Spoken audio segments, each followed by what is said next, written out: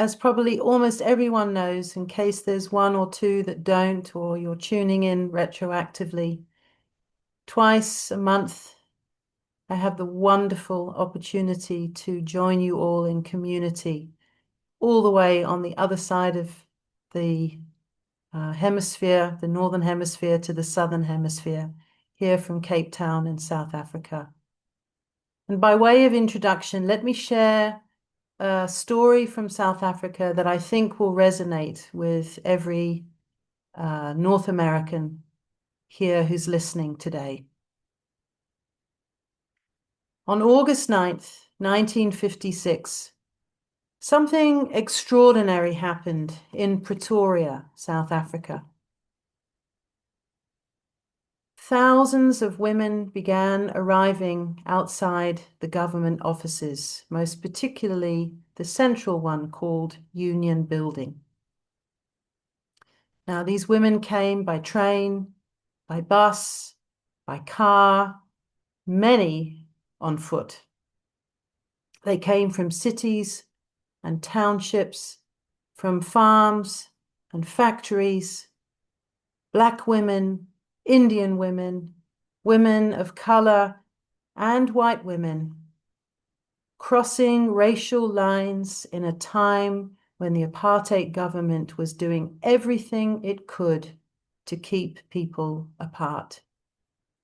Women of all ages, young to old, braved, and I really do mean braved, any risk of being arrested, imprisoned, or just being disappeared, as was often the case. Why? Because they came carrying petitions with more than 100,000 signatures. You see, the government had introduced laws requiring Black women to carry what was known as passbooks.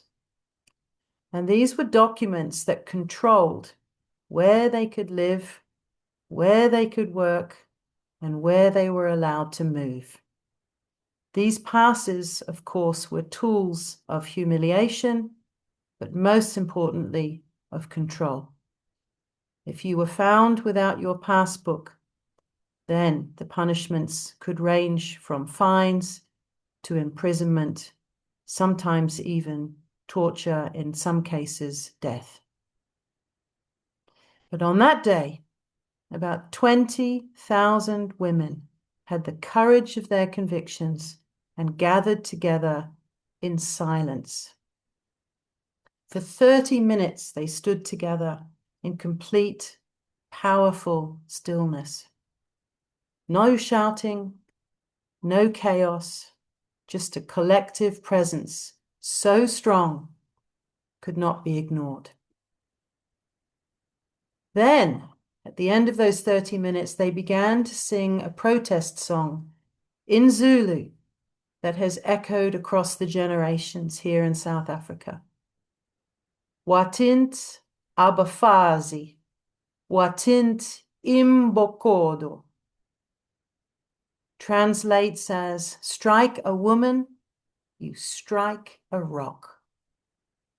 And in that moment, those women made something clear to the entire country and to history. They were not weak, and they were not invisible. And they would not quietly accept injustice. Now, of course, that march did not immediately end apartheid laws. That would come some 35 years later. But it changed something deeper.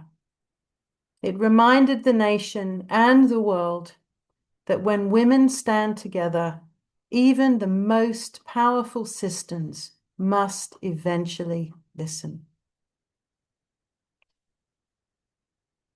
So today, March 8th, people all around the world mark this International Women's Day to celebrate the achievements of women, to acknowledge the struggles that continue, and to renew all of our commitment to justice.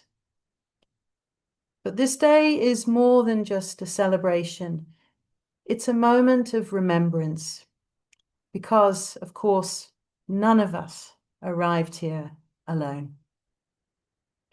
Every freedom that we, especially as women, enjoy rests on the courage of women who walked before us, women who spoke when silence was expected, women who organized when the cost was very high, women who imagined a better world even when they might never live to see it. We are quite literally standing on their shoulders.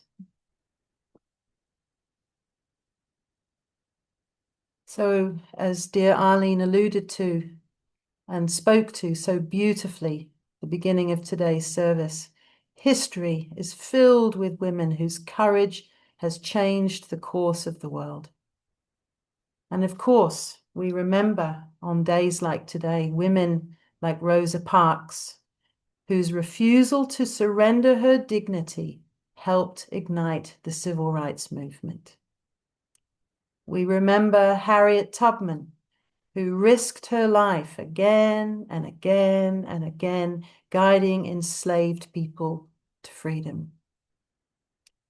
We also remember people such as Marie Curie, who pursued scientific discovery in a world that rarely welcomed them into their laboratories, into those scientific circles.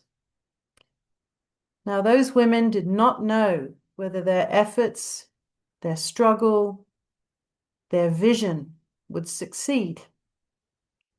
They acted not because victory was guaranteed, but rather because injustice was unacceptable.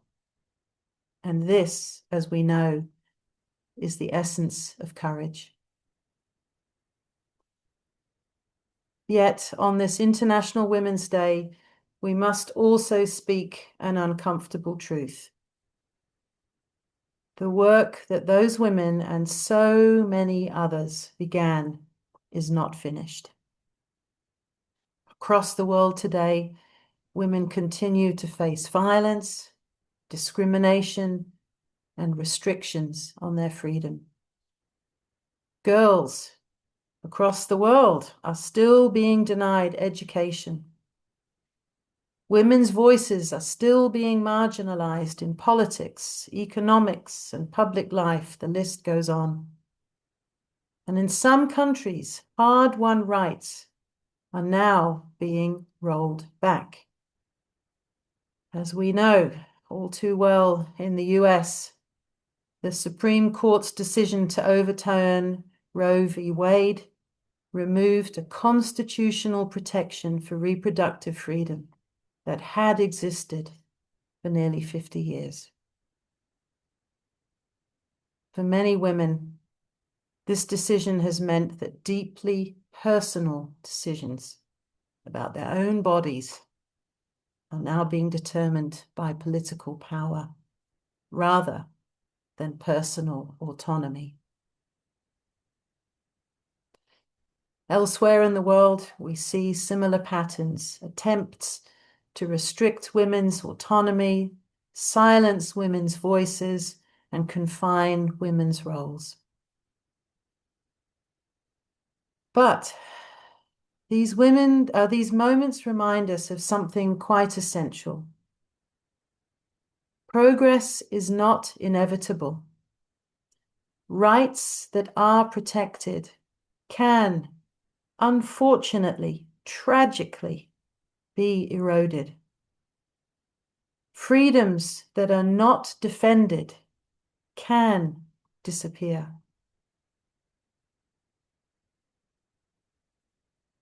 So what does our faith and what does our sensibilities and convictions ask of us today? Well, the question I believe before us is not only how we honor the courageous women of the past. The question, of course, is how we respond now. As Unitarian Universalists, we affirm the inherent worth and dignity of every person. And that principle is not an abstract one. It calls us, it demands that we notice when dignity is denied. It asks us to speak when injustice grows louder. And it invites us to stand with those whose voices are being pushed aside. Our faith has always understood that spirituality and justice belong together. And so we gather Sunday by Sunday, not simply for comfort and community, but we gather to renew our courage.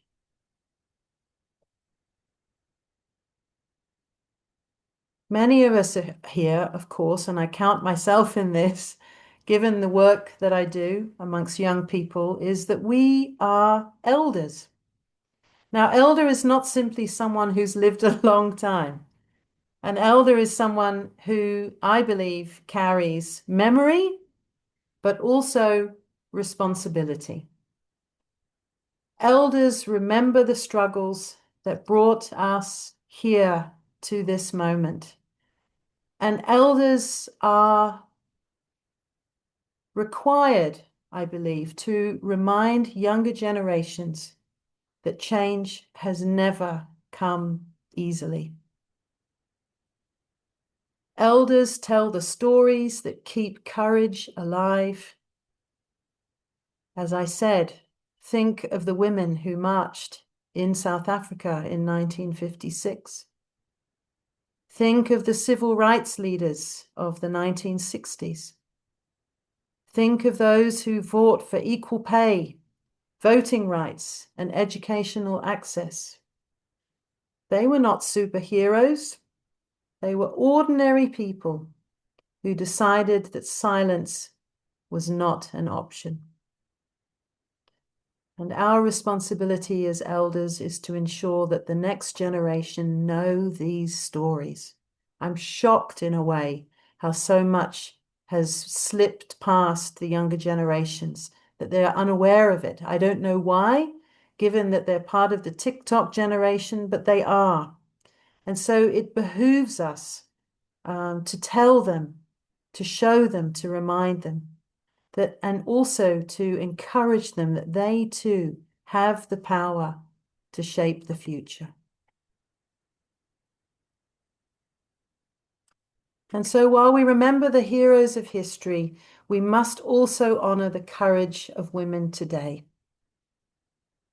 Again, Arlene spoke to it so beautifully.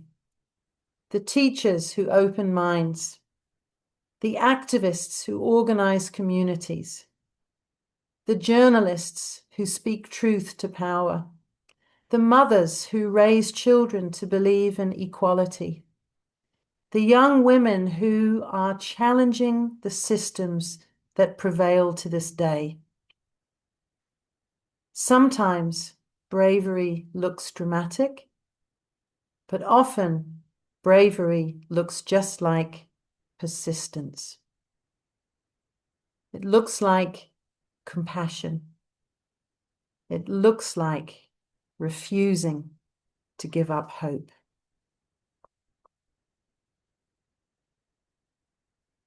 And then, of course, there are the women of the future. And certainly that is where my heart is and much of my efforts at the moment. The girls who are watching us, watching how we respond when justice is threatened, watching whether we retreat in fear or step forward with courage. The future that they inherit will depend in part on what we do now, on whether we defend the freedoms that earlier generations struggled so hard to secure, on whether we continue to widen the circle of equality. So in closing, I want to share two short things. One is, as I've said so often, hope is not passive. It's not an abstract noun. That's a shout out to the English teachers amongst us. It is, in fact, as we know, a verb. Hope is something that we practice. It lives in every conversation where we challenge injustice. It lives in every community where we nurture equality. And it lives in every act of solidarity with those whose rights are under threat. The women who came before us did not complete the work of justice, but certainly they moved it forward. And now it rests in our hands and in the hands of those who are yet to come. And may we never forget that. So on this International Women's Day of 2026, let us remember the women who came before us with gratitude. And let us honor the women among us now with love and respect and support and solidarity. And let us commit ourselves as people of faith or none, as community members and as elders, to protecting the dignity and freedom of every woman and every girl throughout the world. May we carry forward the courage of those who marched before us. May we stand firm when justice is threatened. And may the generations who come after us say that in our time we did not remain silent. We stood together, we spoke, and together we kept the flame of freedom burning. And so, as part of the closing, if you don't mind, I'd like you just to take a moment. I'm sure there'll be at least one name that springs to mind. And for those of you who are online with me right now, I'd like to just take a brief moment of honoring. I'd like you to name at least one woman, not just your mother, but another woman who has shaped you.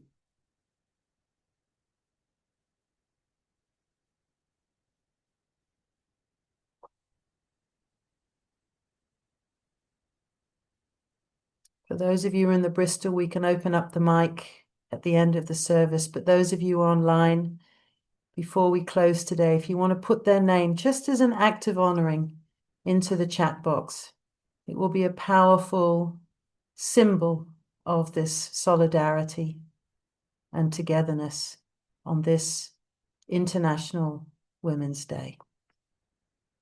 Thank you, everybody. If you like this video, please like us on YouTube, subscribe to our YouTube channel, and click on the bell to be notified whenever we post a new video. Thank you.